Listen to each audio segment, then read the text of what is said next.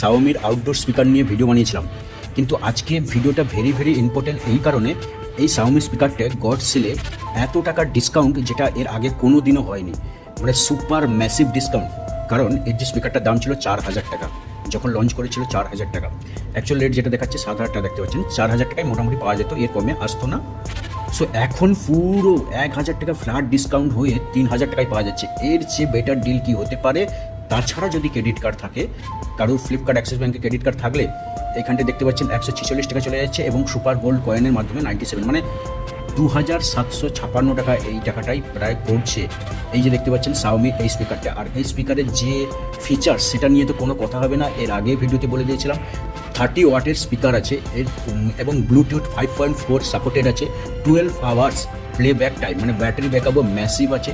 Sound quality previous generation তুলনায় এটা একদম সুপার ক্রিস্টাল ক্লিয়ার করেছে, IP67 রেটিং দিয়ে রেখেছে, এবং ব্লুটুথ 5.4 সাপোর্টেড।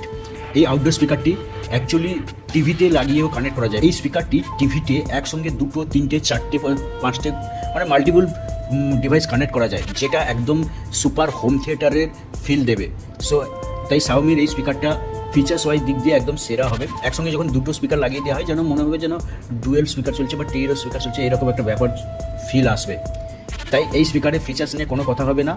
আর যদি কিনতে চান তাহলে এই মুহূর্তে কেনাটা একদম বেস্ট ডিসিশন হবে, কারণ 2600-2700 টাকার মধ্যে, 2700 টাকার 750 টাকার মধ্যে এই স্পিকারটা পেয়ে যাবেন। যদি ভিডিওটি ভালো লাগে অবভিয়াসলি লাইক কমেন্ট করবেন, চ্যানেলটি নতুন সাবস্ক্রাইব করবেন। Thank you.